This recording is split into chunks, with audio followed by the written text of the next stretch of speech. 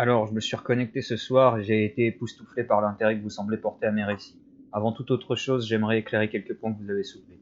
Vous avez été extrêmement nombreux à remarquer la ressemblance entre certaines de mes histoires et celles de David Pollitt. Je vous assure que je n'essaie aucunement de le plagier, j'ai le plus grand respect pour lui. En fait, c'est son travail qui m'a inspiré à écrire ceci. Parce que je peux vérifier beaucoup de choses dont il parle.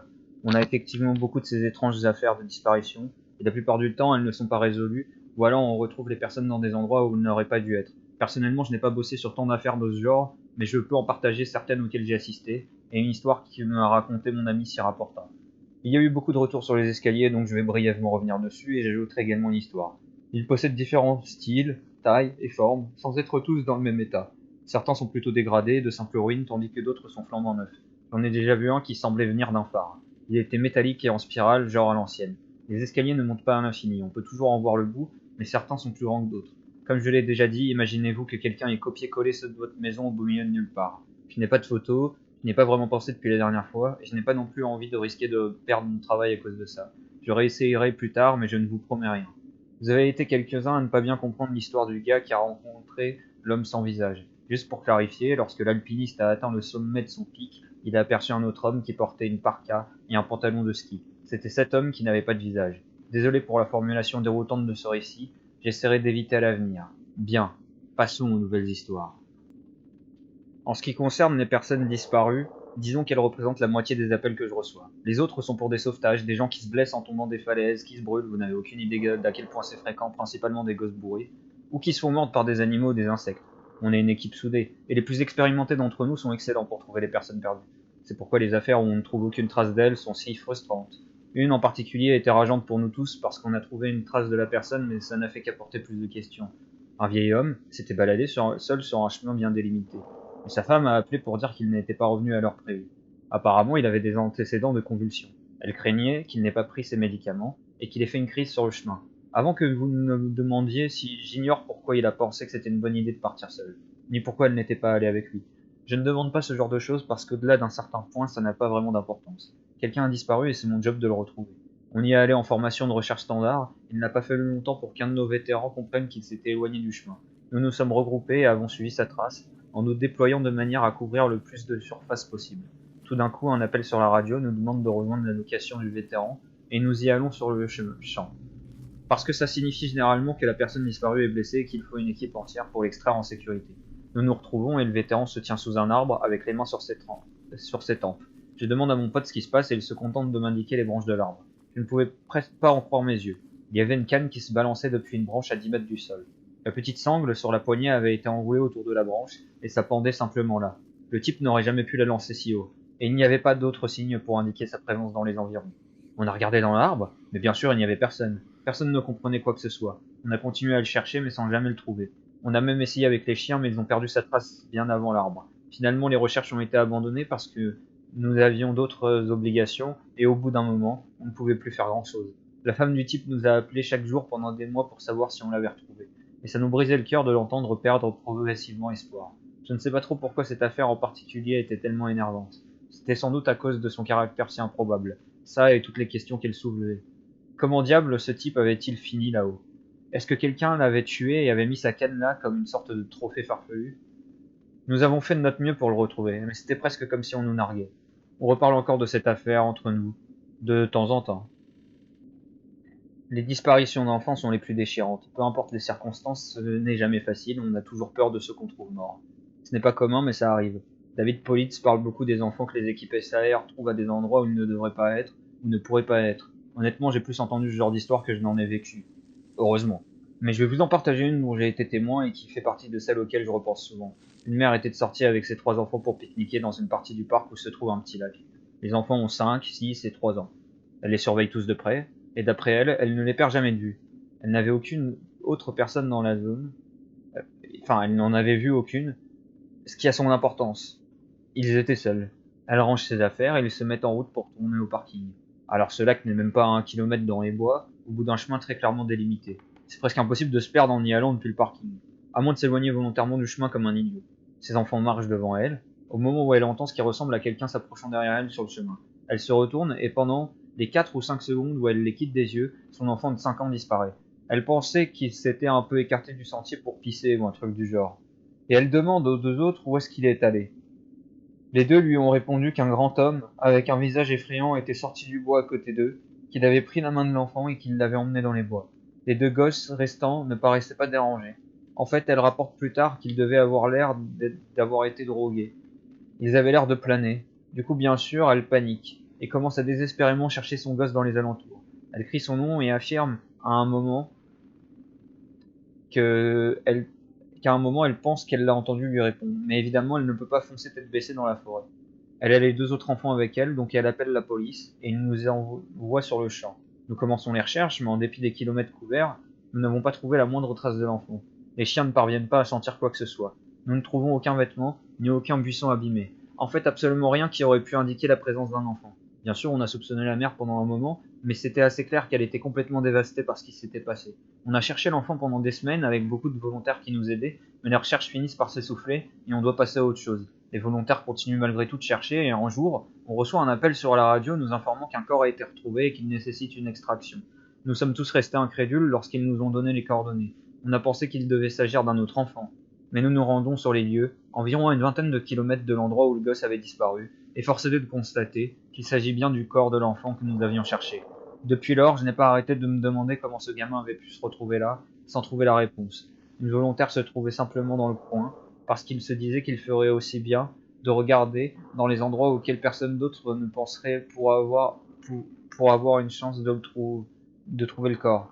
Il arrive au pied d'un versant rocheux et à mi-chemin du sommet, ce volontaire aperçoit quelque chose. Il regarde de plus près à l'aide de ses jumelles et sans doute possible, il s'agit du corps du petit garçon, fourré dans une petite aspérité rocheuse. Il reconnaît la couleur de la chemise de l'enfant, dont il sait immédiatement qu'il s'agit du garçon disparu. Du coup, il nous appelle et nous sommes déployés. Ça nous a pris presque une heure pour redescendre le corps et aucun d'entre nous n'a pu en croire ses yeux. En plus d'être à plus de 20 km de son point de disparition, il était parfaitement impossible que l'enfant ait atterri là tout seul. L'ascension est périlleuse et même pour nous, avec notre équipement, ça n'a pas été facile. Un garçon de 5 ans n'avait aucun moyen d'arriver là-haut. J'en suis certain. Et ce n'est pas tout. Le gosse n'a pas une égratignure, il n'a pas de chaussures, mais ses pieds ne sont ni sales ni abîmés. Donc il n'avait pas été traîné par un animal, et apparemment il n'était pas mort depuis bien longtemps. À ce moment, ça faisait un mois qu'il était dans la nature, et il semblait qu'il n'était mort que depuis un jour ou deux. Toute l'histoire était incroyablement étrange, et une des plus déroutantes parmi celles sur lesquelles j'ai travaillé dans ma carrière. On a trouvé plus tard que la cause de la mort était l'hypothermie. Il était mort de froid, probablement tard dans la nuit, 2 jours avant qu'on ne le trouve. Il n'y avait ni suspect ni réponse. À ce jour, c'est une des choses les plus étranges que j'ai jamais vues. Un de mes premiers boulots en tant qu'apprenti a été de participer à une battue pour trouver un enfant de 4 ans qui avait été séparé de sa mère. C'était une de ces affaires où on savait qu'on allait le retrouver parce que les chiens avaient clairement flairé sa piste et il y avait des indices évidents qu'il était dans le coin. On a fini par le trouver au beau milieu des buissons à baies, à quelques centaines de mètres de l'endroit où il avait été vu pour la dernière fois. Il ne s'était même pas rendu compte qu'il s'était aventuré aussi loin. Un des vétérans l'a ramené, ce qui m'a arrangé parce que je suis pas vraiment doué avec les enfants. J'ai du mal à leur parler et à leur tenir compagnie. Sur le chemin du retour, mon instructeur décide de m'emmener faire un détour pour me montrer un des endroits où on trouve le plus souvent les personnes disparues. C'est une petite descente naturelle près d'un chemin très fréquenté. Et les gens descendent généralement parce que c'est plus facile. Il nous faut environ une heure pour nous rendre sur place, à quelques kilomètres. Alors qu'on se balade dans l'endroit et qu'elle me montre où elle a déjà trouvé des personnes disparues par le passé, je remarque quelque chose au loin. Alors l'endroit où nous sommes se trouve à environ une quinzaine de kilomètres de la principale zone de parking, bien qu'il y ait des routes qu'on peut emprunter si l'on ne veut pas marcher aussi loin. Mais nous sommes sur un territoire protégé par l'État, ce qui signifie qu'il ne peut en aucun cas y avoir la moindre activité commerciale ou résidentielle. Au mieux, vous y verrez un tour de guet ou un abri de fortune que les sans-abri pensent pouvoir construire dans notre dos. Mais je peux voir d'ici que cette chose, peu importe ce que c'est, possède des bords droits, et s'il y a bien une chose qu'on apprend vite, c'est que la nature ne produit que rarement des lignes droites. Je le remarque à voix haute, mais elle ne dit rien. Elle se contente de me permettre d'aller voir, en m'emboîtant le pas. Je m'en approche et tous les cheveux de ma nuque se hérissent. C'est un escalier. Juste un banal escalier avec une moquette beige et à peu près 10 marches de haut. Mais au lieu d'être dans une maison, où à l'évidence il devrait être à sa place, il est dehors, au beau milieu des bois, devant moi. Ses flancs ne sont pas couverts de moquette bien sûr, et je peux voir de quoi il est fait. C'était presque comme un glitch de jeu vidéo, où la maison n'aurait pas réussi à se charger entièrement, les escaliers seraient la seule chose visible. Je me tiens là, avec l'impression que mon cerveau surchauffe, en essayant de trouver une explication logique à ce que j'ai sous les yeux. Mon instructeur me rejoint et elle reste là, tranquille, observant l'escalier comme si c'était la chose la moins intéressante au monde. Je lui ai demandé ce que ça faisait là, et elle m'a ri au nez. Va falloir t'y habituer, la bleue. Tu vas en voir un paquet. Je commence à m'en rapprocher, mais elle m'attrape le bras, rudement. Je n'en ferai rien, dit-elle. Sa voix est décontractée, mais sa poigne est ferme, et je suis simplement planté là à la regarder. Tu vas en voir tout le temps, mais ne t'en approche pas. Ne les touche pas, ne les monte pas, contente-toi de les ignorer. Je commence à lui poser des questions sur le sujet, mais quelque chose dans son regard me dissuade de poursuivre. On finit par partir, on en a pu reparler durant mon apprentissage. Mais elle avait raison. Je dirais que sur 50 environ 50 appels reçus, je finis par croiser un escalier. Ils sont parfois assez proches du sentier. Pourtant peut-être à 3 ou 4 kilomètres de ce sentier, et parfois ils sont à 30 ou 40. Véritablement au milieu de nulle part, je ne les trouve que durant les plus larges recherches, ou pendant les week-ends consacrés à l'entraînement et à mon apprentissage. Ils sont généralement en bon état, mais parfois ils ont l'air d'être millénaires. Tous de style et de taille différents. Le plus imposant que j'ai jamais vu avait l'air d'être tout droit sorti d'un manoir du siècle dernier, et faisait 3 mètres de large, avec des marches qui montaient jusqu'à 4 mètres de haut. J'ai essayé d'en parler avec des gens, mais ils se contentent de me donner la même réponse que mon instructeur. C'est normal, ne t'inquiète pas, c'est rien de grave, mais ne t'en approche pas, et ne les monte pas. Quand des apprentis me posent des questions dessus à présent, je leur donne la même réponse. Je ne sais pas vraiment de quoi leur dire d'autre. J'espère juste qu'un jour j'obtiendrai une meilleure réponse, mais à ce jour, ça n'est pas encore arrivé. Celle-ci est plus triste que flippante. Un jeune avait disparu à la fin de l'hiver, l'époque où personne ne devrait s'aventurer très loin sur les chemins. On en ferme beaucoup, mais certains demeurent ouverts toute l'année, à moins qu'il n'y ait 3 tonnes de neige. On a organisé une opération de sauvetage, mais il y avait plus d'un mètre de neige au sol, et on avait eu particulièrement beaucoup cette année-là, et on savait qu'on avait peu de chances de le retrouver avant le printemps avec le dégel. Et bien sûr, à l'avenue du premier dégel, important, un randonneur nous a signalé un corps, un peu à l'écart du chemin principal. On l'a trouvé au pied d'un arbre, dans une flaque de neige fondue. J'ai tout de suite su ce qui s'était passé, et ça me terrorisait. Si vous faites du ski ou du snow, ou que vous êtes habitué à la montagne, vous avez sans doute également deviné. Lorsque la neige tombe, elle ne s'amasse pas avec autant de densité sous les branches des arbres, en particulier sous les sapins avec leur forme de parasol serré. Du coup, ça donne un espace autour du tronc de l'arbre rempli d'un mélange de neige poudreuse, d'air et de branches. On les appelle des tree rails. Ces tree rails, et on ne les remarque pas forcément si on ne sait pas qu'ils sont là. On met des panneaux au centre d'accueil, des gros pour prévenir les gens de leur dangerosité. Mais à chaque fois qu'on a beaucoup de neige, il y a au moins une personne qui ne les lit pas ou qui ne prend pas l'avertissement au sérieux et on se rend compte au printemps. On s'en rend compte au printemps. Le plus probable à mon avis est que ce jeune homme faisait de la randonnée et était fatigué ou avait une grande crampe à force de marcher dans la neige profonde. Il allait s'asseoir au pied de l'arbre, ignorant qu'il y avait un triwell, et il est tombé dedans. Il est resté coincé, la tête à l'envers, et la neige s'est effondrée autour de lui. Il a suffoqué, ne pouvant pas se libérer. Cela s'appelle une SIS, Snow Immersion Suffocation, suffocation par immersion sous la neige. Et ça n'arrive que dans les neiges vraiment profondes. Mais si vous vous retrouvez coincé dans une position bizarre comme ce gars, même 2 mètres de neige peuvent être mortels. Ce qui m'effraie le plus est d'imaginer comment il a dû se débattre à l'envers dans le froid mordant. Il n'est pas mort rapidement, la neige a dû former un tas lourd et dense au-dessus de lui, et ça aurait été littéralement impossible de s'en sortir. C'est quand il a commencé à avoir du mal à respirer qu'il a dû comprendre ce qui se passait. Je n'ose pas imaginer à quoi il pensait dans ces derniers instants. Beaucoup parmi mes amis plus urbanisés me demandent si j'ai déjà vu le Gothman en travaillant dehors. Malheureusement ou heureusement je suppose, il ne m'est jamais rien arrivé de tel. Cela étant dit, j'imagine que ce qui s'en rapproche le plus était toute cette histoire d'homme aux yeux noirs. Mais je n'ai rien vu. En revanche, il y a eu un appel où j'ai vécu quelque chose d'un peu similaire, mais je ne suis pas certaine de vouloir le relier au Goatman. On nous avait signalé qu'une vieille femme s'était évanouie sur un des chemins et avait besoin d'aide pour descendre à la zone principale. Nous nous rendons à cette position et nous trouvons son mari, complètement paniqué. Il court, ou plutôt trottine vers nous, il nous explique qu'il était un peu à l'écart du sentier en train de regarder quelque chose quand sa femme s'est mise à crier derrière lui. Il court la rejoindre et la trouve évanouie par terre. On la met sur un brancard, et alors qu'on la redescend au centre d'accueil, elle revient à elle et se remet à crier. Je la calme et lui demande ce qui s'est passé. Je ne me souviens pas de ce qu'elle a dit au mot près, mais en gros, il s'est passé la chose suivante. Elle attendait son mari quand elle a commencé à entendre un son très étrange. Ça ressemblait à celui d'un chat d'après elle, mais ça paraissait lointain. Elle ne comprenait pas trop pourquoi. Elle s'est un peu avancée pour mieux l'entendre, et ça avait l'air de se rapprocher. Et plus il se rapprochait, plus elle était mal à l'aise, jusqu'à ce qu'elle se rende compte de ce qui n'allait pas. Je me souviens bien de ce qui suit, parce que c'est tellement bizarre que je ne pense pas pouvoir l'oublier même si j'essayais. Ce n'était pas un chat, c'était un homme qui n'arrêtait pas de répéter miaou. Juste miaou, miaou, miaou. Mais ce n'était pas un homme, ça n'aurait pas pu en être un, parce que je n'ai jamais entendu un homme faire vibrer sa voix comme ça.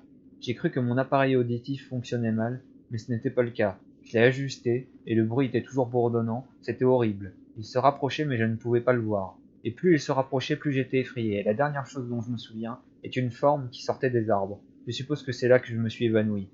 Bon, évidemment, je suis un peu perplexe quant aux raisons qui pousseraient quelqu'un à aller psalmodier dans les bois miaou, miaou, miaou aux gens. Donc une fois redescendu de la montagne, je demande à mon supérieur la permission d'aller fouiller la zone pour voir si je trouve quelque chose. Il me l'accorde, j'attrape une radio, et je retourne là où elle s'est évanouie. Je ne vois personne, donc je poursuis sur plus d'un kilomètre, et quand je reviens, je m'écarte du sentier pour essayer de trouver d'où elle l'a vu sortir.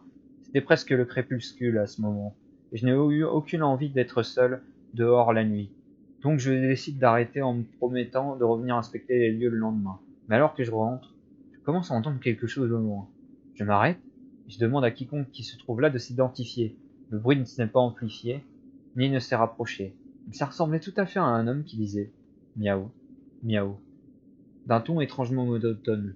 Aussi comique que ça puisse paraître, on aurait presque dit ce type de South Park, avec l'électrolarynx Ned. Je m'éloigne du chemin dans la direction d'où ça semble provenir, mais ça ne semble pas se rapprocher. C'est presque comme si ça venait de toutes les directions. Finalement, ça disparaît progressivement, et j'ai fini par retourner vers le centre d'accueil. Je n'ai pas reçu d'autres signalements de ce genre, et bien que je sois retourné dans la zone, je n'ai jamais entendu ce bruit précis à nouveau. J'imagine que ça aurait pu être un petit con qui embêtait les gens, mais je dois bien admettre que c'était bizarre. Bon, c'est un peu devenu un gros pavé, et je vous prie de m'excuser. Je voulais en venir aux histoires que mon ami m'a racontées, et il en a des bonnes, donc je les posterai demain soir, ou dans quelques jours. J'en ai également quelques-unes de mon cru que vous pourriez aimer. Je suis désolé de vous tenir en haleine à nouveau. J'espère que vous me pardonnerez avec ces histoires et qu'elles vous aideront à patienter pendant, disons, les prochaines 24 heures, jusqu'à ce que je puisse poster à nouveau. Et dites, puisqu'il semble que vous souhaiteriez tous en entendre davantage, j'écrirai autant d'histoires que je peux et je ferai un énorme post. J'inclurai les histoires de mon ami et je vais voir si je peux mettre la main sur des gens qui pourraient avoir des choses croustillantes à raconter. Je n'étais juste pas certaine de comment vous réagiriez face à un gros pavé, mais puisque ça ne vous pose pas de problème, je posterai plein d'histoires.